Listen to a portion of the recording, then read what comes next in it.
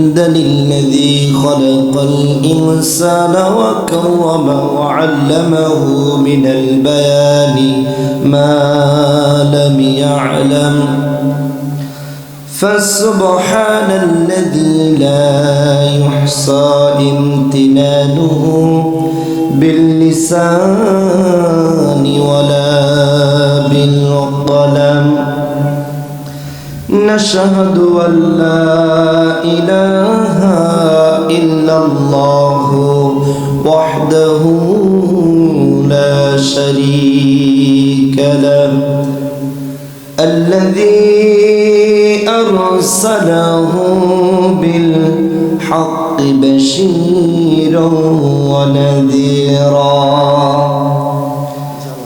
فقد قال الله تعالى في كلامه المجيد والفرقانه الحميد شكري إيمان راج پوری أعوذ بالله من الشيطان الرجيم بسم الله الرحمن الرحيم تبارك الذي بيده الملك وهو على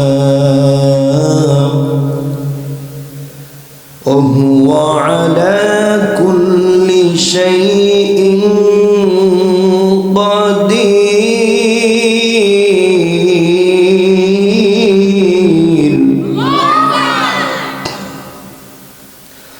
تبارك الذي بيده الملك وهو على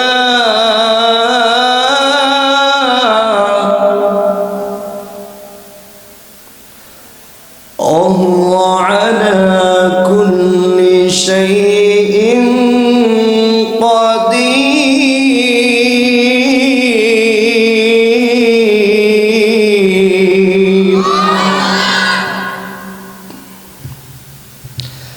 الذي خلق الموت والحياة ليبلوكم أيكم أحسن عملا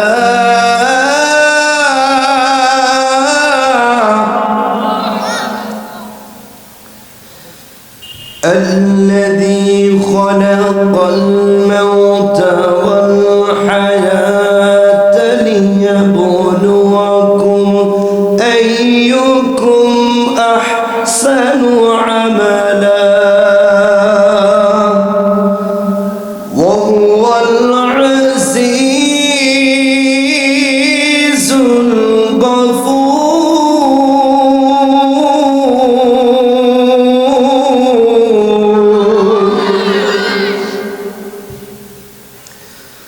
الذي خلق سبع سماوات طباقا ما ترى في خلق الرحمن من تفاوت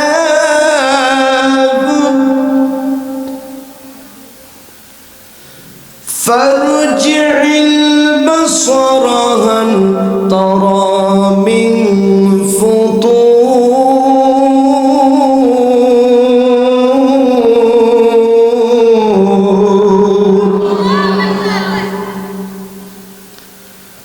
صدق الله العظيم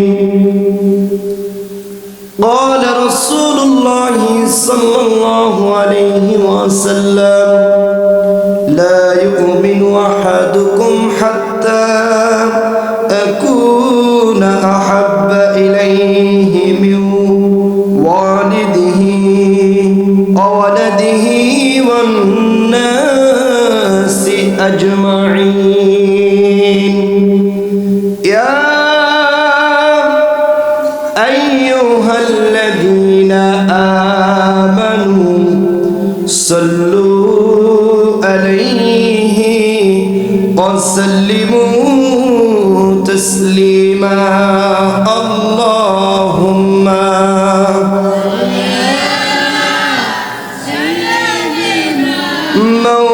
مولانا محمد وعلى آله سيدنا شفيعنا محمد কে দিল রে লতার গাছে এত বড় কদম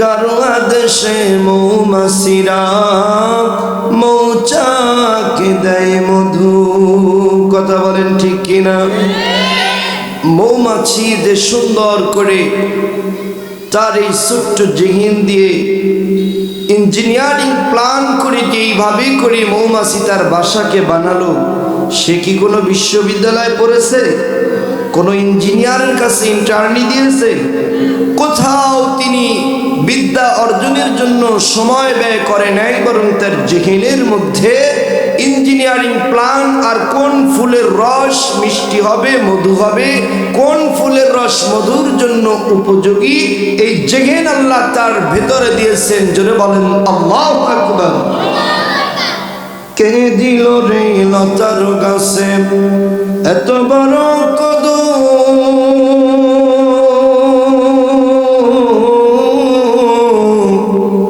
কারো আদেশে মৌমাছিরা মৌচাকে দেয় মধু শিমুল গাছে কে দিল রে নরম নরম তুলা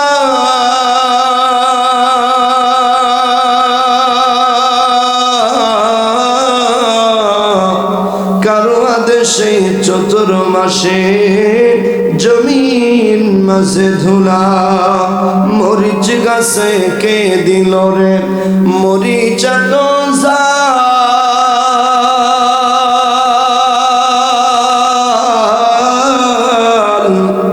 কারো আদেশে ভাদ্র মাসে পাকে গাছের তাল তেঁতুল গাছে কে দিল রে তেঁতুল তোটা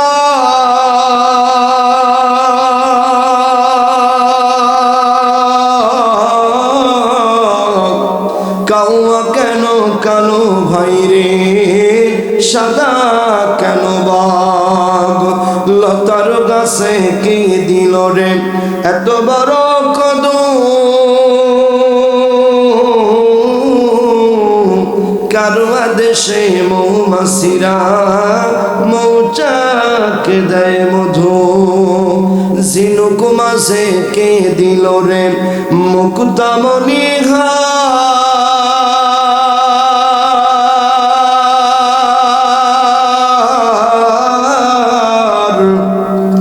আখের মাঝে কে দিল রে রস যে চমৎকার কে দিল রে আম গাছে আম কলার গাছে কলা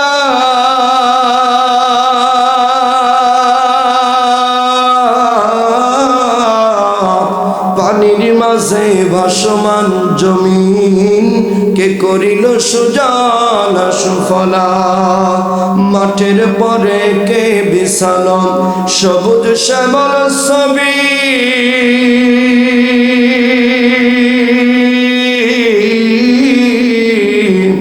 কে দিল রে সকাল বেলা আবির রঙ্গারবি কে দিল রে তারকা মাঝে এত ঝিকিমিকি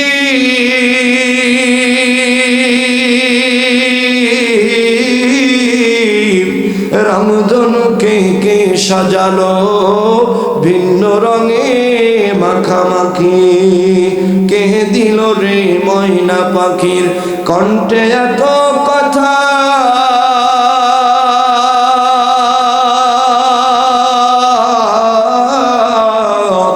কেমনে রে তুই বুঝতে পারিস আপন জনের ব্যথা মায়ের মনে কে দিল রে জগৎ ভরা মায়া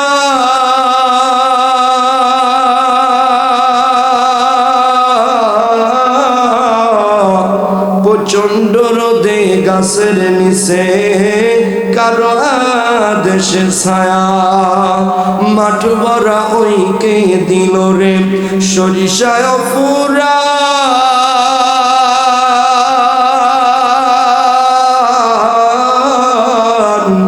নদীর বুকে কে দিল রে পাখির কলতান চিন্তা করে দেখো মানুষ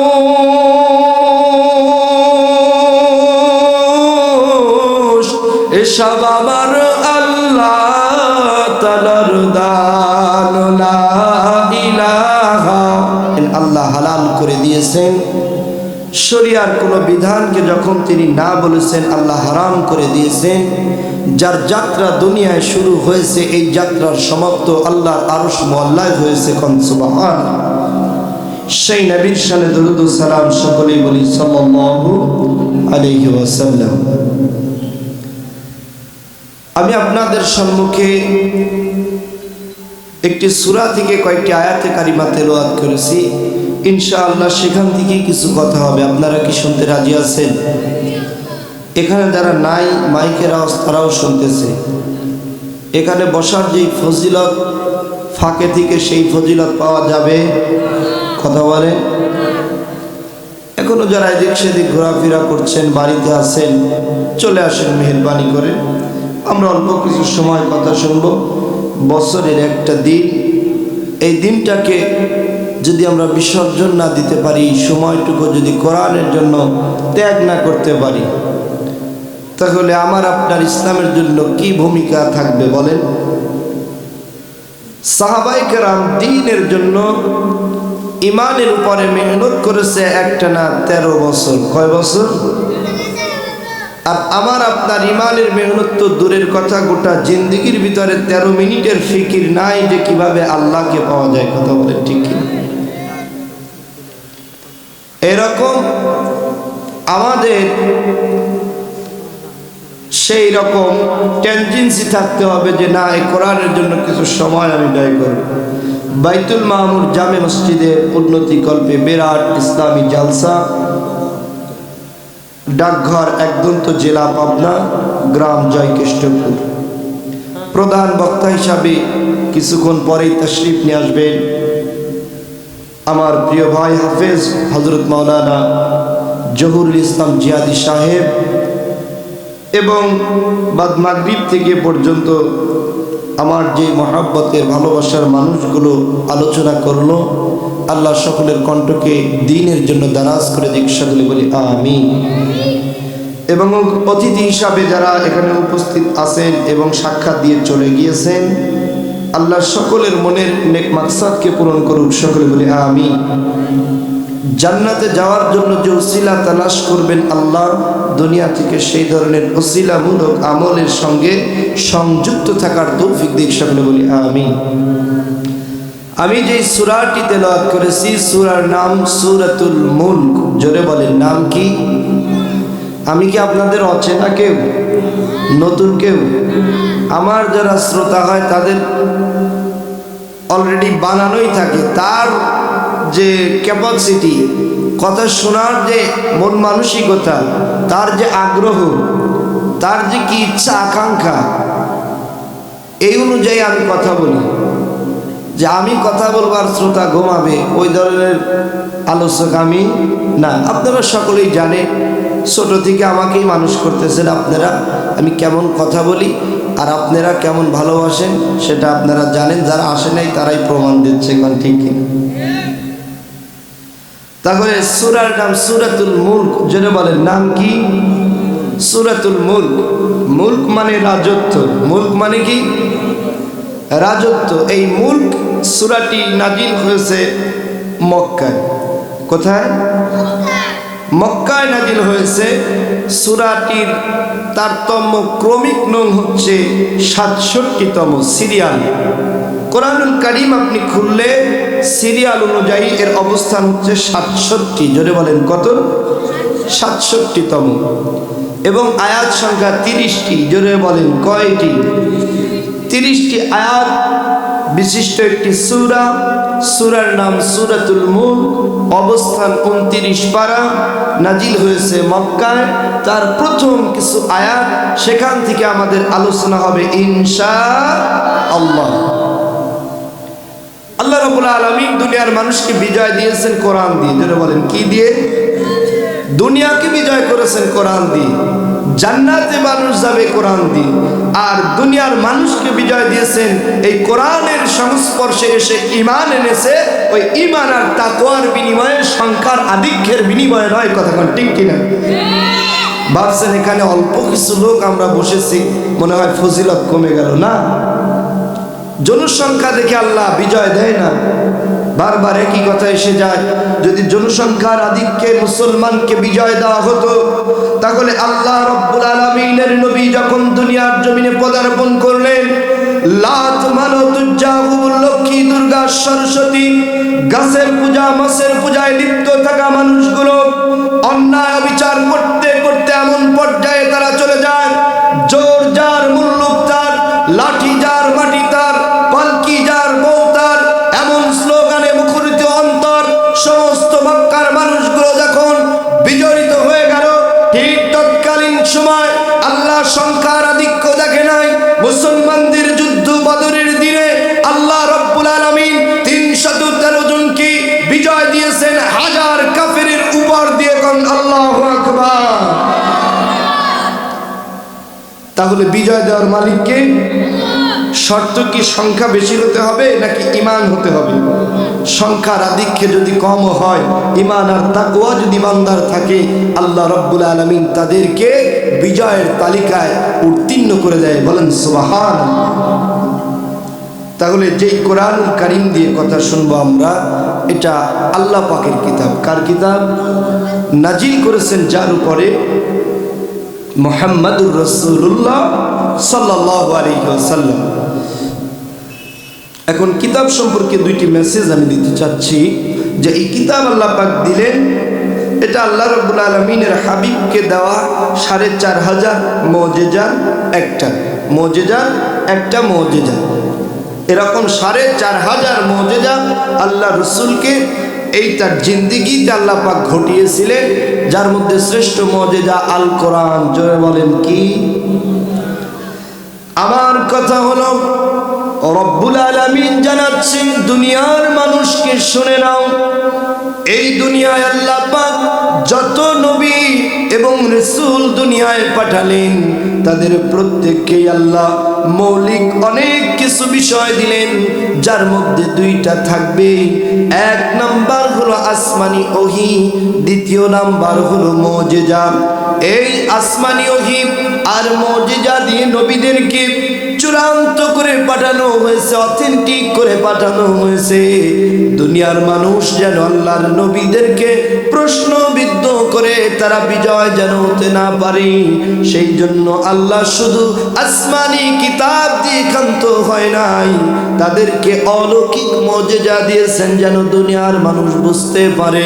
যখন তারা লড়াই করতে আসবেন, যখন তারা তাদের সঙ্গে বাক বিতন্ডিতায় জড়াতে আসবে, তখন তাদের আল্লাহ পাকের দেওয়া আসমানি ওহী আর মুজিজা তাদেরকে বিজয় গ্রহণ করাবে। কথা বলেন ঠিক কিনা? আল্লাহ পাক যেই নবীগুলো পাঠালেন, রাসূলগুলো পাঠালেন, কোরআন সম্পর্কে যদি বুঝাতে হয়, এই মেসেজটা আমাদের জন্য এত দরকার। আল্লাহ রাব্বুল আলামিন দুনিয়ার জমিনে হযরতে দাউদ নবীকে পাঠালেন, জাবুর কিতাব তেলাওয়াত করেন, নদীর কিনারার মাছগুলি এসে বেরিয়ে যায়, জাবুর কিতাব শুনতে থাকে। এটা হযরতে দাউদ আলাইহিস সালামের মুজিজা। আল্লাহ পাক দুনিয়ার উপরে হযরতে সুলাইমান নবীকে পাঠালেন, যিনি একটা আংটি পরিধান করলেন। জিন থেকে শুরু করে মানুষ পর্যন্ত, পিপিলিকা থেকে শুরু করে আকাশের উড়ন্ত পাখি পর্যন্ত সব সুলাইমান নবীর কথায় ওঠে আর বসে। সেই সুলাইমান নবী দুনিয়া থেকে বিদায়, আল্লাহ পাক পাঠালেন হযরতে মূসা কালিমুল্লাহকে। মুসা কালিমুল্লাহ দুনিয়ায় আসলেন। দুনিয়াতে আসার পরে আল্লাহ মুজিজা স্বরূপ একটা লাঠি তাকে দিলেন। এই লাঠি নিয়ে আল্লাহ পাক নির্দেশ করলেন, যাও ফেরাউনের রাজদরবারে। ফেরাউনের রাজদরবারে যাওয়ার পরে এবার ফেরাউন যখন সারা দুনিয়ার সমস্ত জাদুকর জ্যোতিষী তন্ত্র মন্ত্রকারীদেরকে একত্রিত করলো, তারা তাদের জাদু মন্ত্র দিয়ে ফাঁকা একটা ময়দানের ভিতরে এই ধরনের করে সমস্ত এই খড়ি লাকড়ি এভাবে ডালপালা ছেড়ে দেয়, সাপ হয়ে যায়, এইভাবে হিংস্র বাঘ হয়ে যায়, জীবজন্তু হয়ে যায়। এটা দেখে আল্লাহর নবী মুসা কালিমুল্লাহ ভীতু সন্ত্রস্ত হয়ে যখন আল্লাহর কাছে বলে, আল্লাহ কি উপায় হবে আমার, এদের তো এত জাদু মন্ত্রের এই সমস্ত কিছু দেখে ভীত হয়ে গেলাম। আল্লাহ বলে, তোমার হাতে ওটা কি? মুসা কালিমুল্লাহ বলে, লাঠি। আল্লাহ বলে, লাঠিকে ছেড়ে দাও। মুসার লাঠি জমিনে ছাড়ার সঙ্গে সঙ্গে আল্লাহ রব্বুল আলামিন লাঠি নামক মুজিজাকে এত বড় সাপে রূপান্তর করলেন। হাজার হাজার জাদুকরের জাদু দিয়ে বানানো হিংস্র জানোয়ারকে মুসার লাঠি নামক মুজিজাটা এক নিঃশ্বাসে সব জাদুকর ধ্বংস করে দেয়। আমার কথা হলো, কি জন্য এই কথাটি বলছিলাম, যে আল্লাহ পাক হযরতে দাউদ নবীকে পাঠালেন, তিনি দুনিয়া থেকে চলে গেল। ওই জাবুরার পড়লে কোনো মাছ নদীর কিনারায় ভেরে না। হযরতে সুলাইমান নবী দুনিয়ায় আসলেন, দুনিয়া থেকে চলে গেলেন। ওই আংটি পরে আমি আপনি যতই বলি না কেন, জিন আমাদের কথা শুনবে না। আল্লাহ রব্বুল আলামিনের নবী সুলাইমান দুনিয়া থেকে চলে গেলেন, আংটির কার্যকারিতা শেষ হয়ে গেল। আল্লাহর নবী মুসা কালিমুল্লাহ দুনিয়ায় আসলেন, তিনি দুনিয়া থেকে চলে গেলেন, লাঠির কার্যকারিতা শেষ হয়ে গেল। আল্লাহ পাক হযরত ঈসা আলাইহিস সালামকে পাঠালেন। ঈসা আলাইহিস সালাম দুনিয়া থেকে চলে গেল, তিনি যে কুম্বি ইজনিল্লাহ বলে কবর থেকে জীবিত করত, তিনিও দুনিয়া থেকে চলে গেল। আর ঈসা নবীর মুজিজা সমাপ্ত হয়ে গেল। কিন্তু তার হাবিবকে, আখিরি জামানার নবীকে যেই মুজিজা দিয়ে পাঠালেন, তিনি দুনিয়া থেকে পর্দা নিলেন ঠিকই, কিন্তু তার রেখে যাওয়া মুজিজা আজও দুনিয়ায় বিদ্যমান। এই কোরআনের মুজিজা এখনো চলে কি চলে না? কথা বলে। একটা গান আপনি শোনেন, সর্বোচ্চ কতদিনই বা চলে? এই যে পাবনার দেখেন, আল্লাহ রব্বুল আলামিন বিজয় দিলে কিভাবে দেয়। পাবনার একটা সিনেমা হল আছে নাকি, রাজু সিনেমা হল নামে নাকি সিনেমা হল ছিল, আমি তো জানি না, পত্রিকার নিউজে দেখলাম। ওই সিনেমার হলটা এখন কোরআনের মাদ্রাসায় রূপান্তর হয়েছে। বলেন সুবহানাল্লাহ। ওইটাতে আর কেউ সিনেমা দেখতে যায় না। যে বিল্ডিং, যেই এগুলো রয়েছে, ওগুলোর মাধ্যম দিয়ে এখন ওই জায়গাটা কোনো একটা আল্লাহর একজন নেককার বান্দা এটা আর দেখভাল করার জন্য ক্রয় করে নিয়ে এখন ওখানে মাদ্রাসা বানিয়ে দিয়েছে। কোন সুবহানাল্লাহ। এভাবেই কোরআনুল কারীমের মুজিজা আমরা লক্ষ্য করলেই দেখতে পাই। একটা গান কয়বার শোনা যায়, কতটুকুই বা ভালো লাগে, সেই গানটা পুরাতন হয়ে গেলে আর শুনতে মন চায়। কিন্তু এই কোরআনুল কারীমের প্রথম ভূমিকা, প্রথম সূরা সূরাতুল ফাতিহা, 50-60 বছর যারা নামাজ পড়তেছে একবারও কি বলেছে এই সূরা দিয়ে আর নামাজ পড়তে ভালো লাগে না? কথা বলেন। বরং এই সূরাটা যার থেকে শুনি, আমার থেকে শোনেন একরকম লাগবে, আমার থেকে যে ভালো পারে তিলাওয়াত তার থেকে শোনেন আরেকটু ভালো লাগবে, তার থেকে আরেকজনের থেকে যারা ভালো পারে শোনেন। আমি যে মিশরে থাকি, মিশরের যাদের তেলাওয়াতগুলি এত মধুর লাগে, ওদেরটা শোনেন আরো ভালো লাগবে। আবার ইমামের সূরা ফাতিহা শোনেন, কলিজা ঠান্ডা হয়ে যায়। কোন ঠিক কিনা? তেমনি এই কিতাবটা, এটাই হলো মুজিজা, যে যতই পড়ো এর গুরুত্ব, এর মাহাত্ম্য কখনো কমে আরো বাড়তে থাকে। তো তারই মধ্যে একটা সূরা আল্লাহ দিয়েছেন এই কোরআনুল কারীমের, সূরার নাম সূরাতুল, মনে আছে? সূরাতুল মুলক। মুলক মানে কি? রাজত্ব। মুলক মানে কি? রাজত্ব। আল্লাহর হাবিব সাল্লাল্লাহু আলাইহি ওয়াসাল্লাম সূরাতুল মুলকের ব্যাপারে বলেছেন, তাফসীর ইবনে কাসিরের মধ্যে এসেছে, আল্লাহর রাসূল এই হাদিস পিলখানায় নিয়ে আসা হয়েছে। আল্লাহ রাসূল বললেন, শুনে নাও প্রাণের সাহাবায়ে কেরাম, তাবারাকাল্লাযী, এই তাবারাকাল্লাযী দিয়ে শুরু একটি সূরা, 30টা আয়াত হবে তার। এই সূরাটা যেই ব্যক্তি আমল করবে প্রতিনিয়ত বাদ ইশার পরে অথবা ঘুমের পূর্বে, এই সূরাটার আমল বান্দা করার কারণে ওই বান্দা মৃত্যুবরণ করবে কিয়ামতের ময়দানে। এই সূরাটা আল্লাহর কাছে বিতর্ক তর্ক করে হলেও ওই আমলকারী বান্দাকে জান্নাতে পৌঁছায়া দিবে। এটা একটা ফজিলত। আরেকজন সাহাবী বর্ণনা করতেছেন যে তিনি একদিন জঙ্গলের ভিতরে গিয়েছেন তাঁবুটা নিয়ে থাকার পরে, এই জঙ্গলে রাতের আধার গভীর রজনী হঠাৎ করে তিনি তার তাঁবুর আশেপাশে থেকে সূরাতুল মুলকের তেলাওয়াত শুনতে পায়। তাঁবু থেকে বের হয়ে কোনো মানুষ দেখলেন না, কোনো মানুষ তার আশেপাশে নাই, অথচ সূরাতুল মুলকের তেলাওয়াত শোনা যায়। তখন তিনি দেখলেন পাশেই রয়েছে একটা কবর। এবার দিনের বেলা আল্লাহর হাবিবের কাছে গিয়ে বলতেছেন, ইয়া রাসূলুল্লাহ, ইয়া হাবিবাল্লাহ, জঙ্গলের ভিতরে যখন আমি তাঁবুটা নিয়েছিলাম পাশে একটা কবর দেখেছি, আর কোনো মানুষ আমি দেখি নাই। কিন্তু রাতের আধার যখন হয়ে গেল, গভীর রজনী যখন হয়ে গেল, ওই কবরের ভিতর থেকে সূরাতুল মুলকের তেলাওয়াত আমি শুনেছি। আল্লাহর হাবিব বললেন, ও প্রাণের সাহাবী শুনে নাও, ওই কবরের ভিতরে যেই ব্যক্তিটা ঘুমিয়ে আছে, দুনিয়ায় থাকতে সূরাতুল মুলকের আমল করার কারণে আল্লাহ রাব্বুল আলামিন তার মর্যাদা এত বাড়িয়ে দিয়েছে, ওই কবরের ভিতরেই কিয়ামত পর্যন্ত এই সূরাতুল মুলক তেলাওয়াতকারী বান্দা প্রতিটা দিন সূরাতুল মুলক তেলাওয়াত করবে, আর সেইটাই তুমি শুনতে পেয়েছো। সুবহানাল্লাহ। এত গেল সূরাতুল মুলকের ফজিলত। আরো অনেক ফজিলত রয়েছে, বিস্তারিত আরো বলতে গেলে অনেক সময়, সংক্ষেপে আমরা আলোচনার দিকে যাচ্ছি। আল্লাহ রাব্বুল আলামিন এই সূরার নাম দিলেন সূরাতুল মুলক। জোরে বলেন নাম কি? যার অর্থ হলো রাজত্ব। জোরে বলেন কি? যার অর্থ হলো রাজত্ব, কর্তৃত্ব, করায়ত্ত, এসব কিছু কন্ট্রোল করে আমার আল্লাহ। দুনিয়ার কোন মানুষের সাধ্য নাই। আল্লাহ রাব্বুল আলামিন এই দুনিয়ার মানুষকে কিভাবে বুঝাচ্ছেন শুনে নাও, শুনে নাও। গোটা দুনিয়ার মানুষ মিলেও যদি আল্লাহ রাব্বুল আলামিনের কাছে আরজি পেশ করে, গো আল্লাহ, আমাদের আগামীকাল রৌদ্রের তাপ প্রয়োজন, রোদ খুব প্রয়োজন। আপনি তো শীতের সময় রোদের তাপমাত্রা জমিনে পড়ে না, সূর্য ওঠে ঠিকই কিন্তু দেখা যায় না।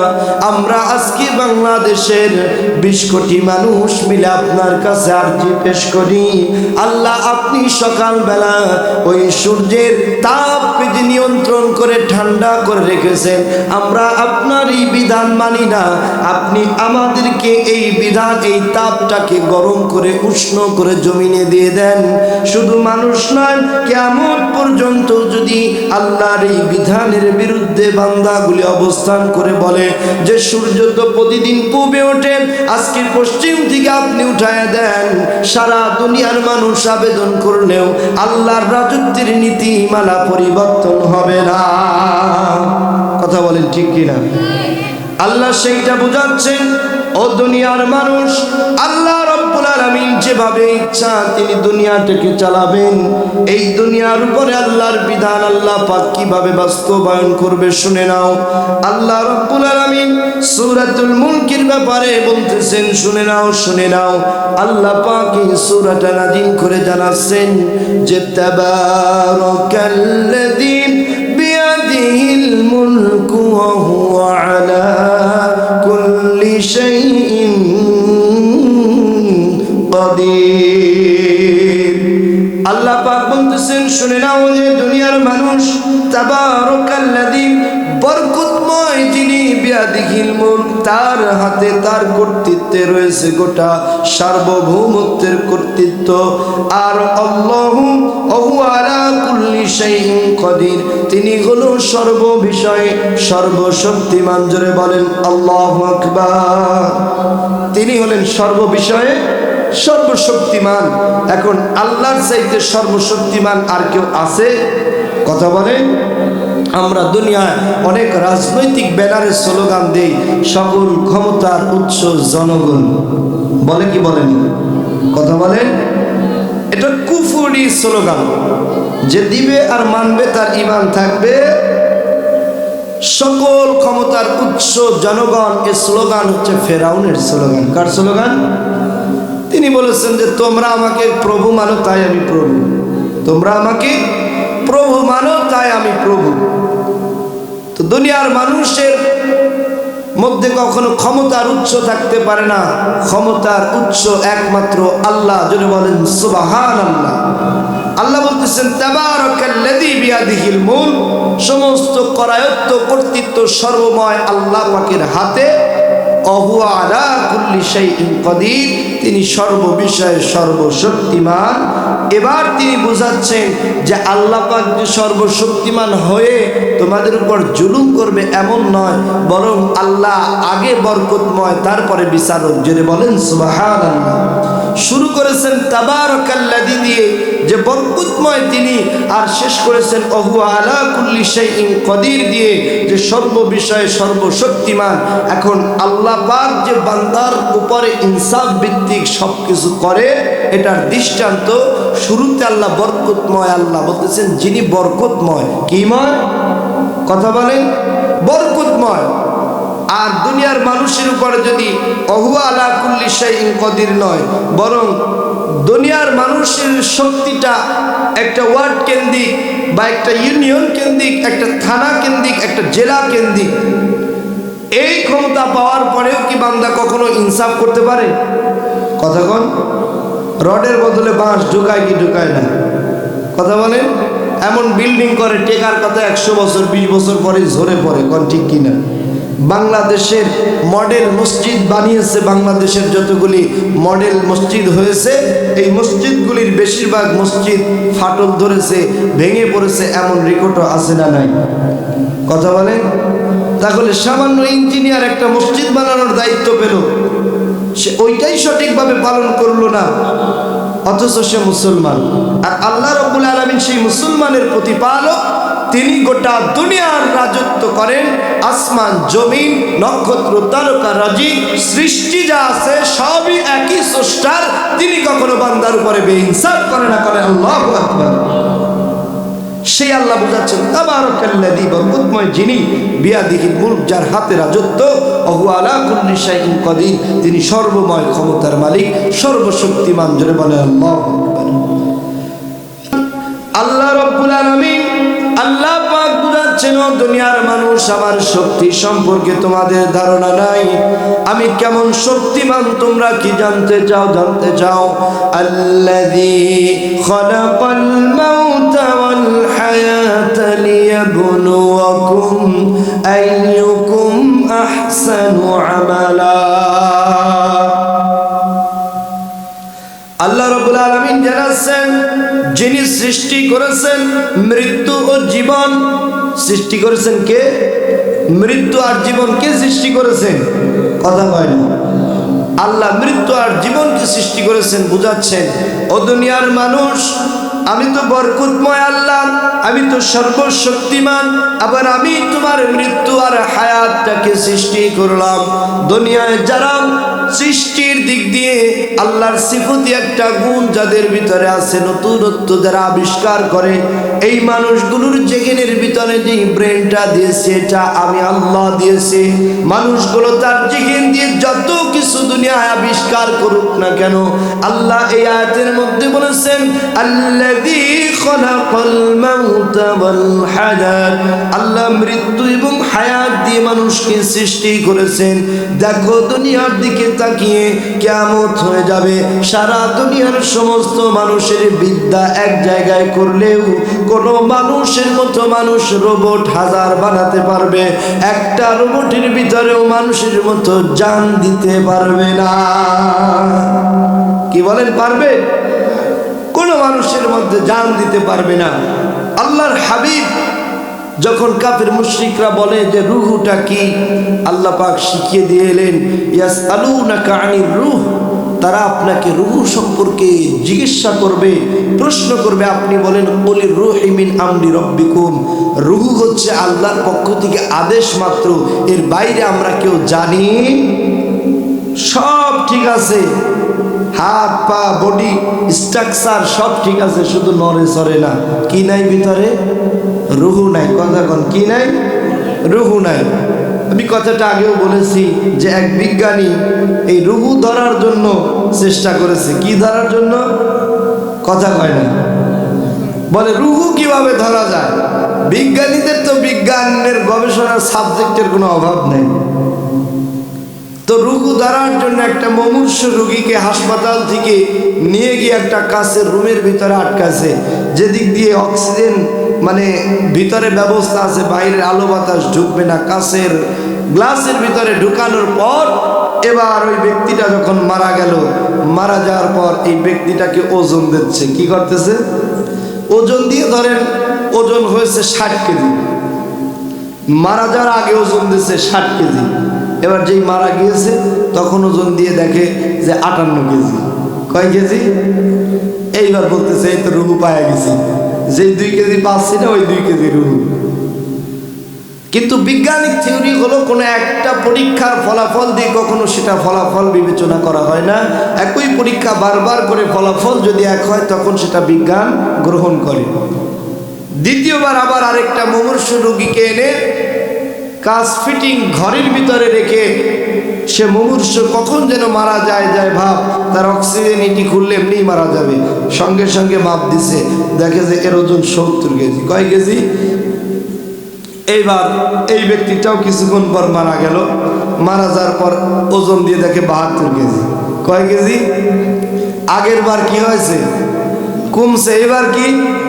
তুমি চান্দু যাইবা কই? এখন বলবে কি? আগের বার তো 2 কেজি বাদ, ওই 2 কেজি রুহু, এখন যে 2 কেজি বেড়েছে তাহলে রুহু গেল কই? কথা কোন ঠিক কিনা?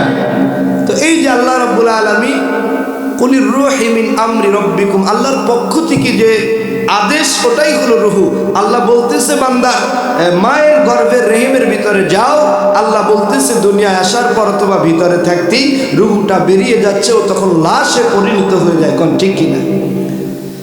সেই আল্লাহ পাক জানাচ্ছেন যে ওহে দুনিয়ার মানুষ, তোমাদের মৃত্যু এবং হায়াতকে দিয়ে আল্লাহ পাক সৃষ্টি করেছেন। সেই মহান রব্বুল ইজ্জাত ওয়াল জালালের দরবারে কি করবে তোমরা? আল্লাহ রব্বুল আলামিন জানাচ্ছেন লিয়াবলুয়াকুম আইয়ুকুম আহসানু আমালা। আল্লাহ পাক এই জন্য মৃত্যু আর হায়াতের মধ্যবর্তী সময় দিয়ে তোমাদের পাঠিয়েছেন কে উত্তম আমল করো এইটা দেখার জন্য। কোন সুবহানাল্লাহ। তাহলে মৃত্যু আর হায়াতের মধ্যে যে সময়টা দিয়ে আল্লাহ পাঠালেন, কেন পাঠিয়েছেন? কে অধিক আমল করো এইটা দেখার জন্য নয়, বরং কে উত্তম আমল করো এইটা দেখার জন্য। জোরে বলেন সুবহানাল্লাহ। কেমন উত্তম আমল করবে তোমরা?